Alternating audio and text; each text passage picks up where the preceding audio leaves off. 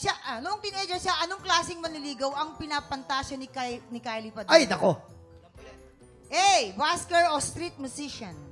Or B. Vampira?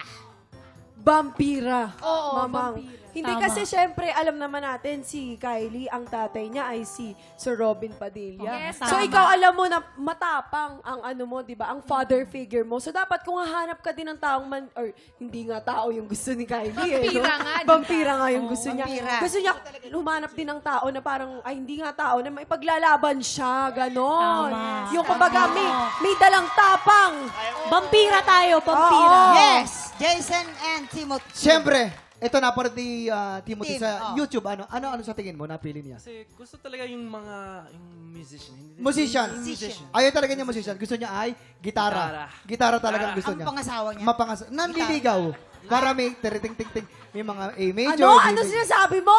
Anong gusto niya? Musician. Hindi siya sure. Hindi siya Oo. sure. Wait lang, teka lang.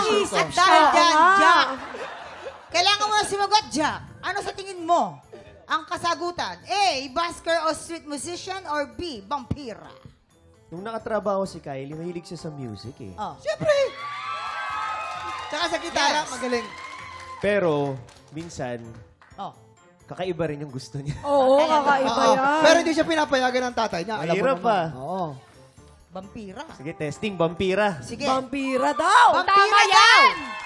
Tama Vampira. yan! Tama yan.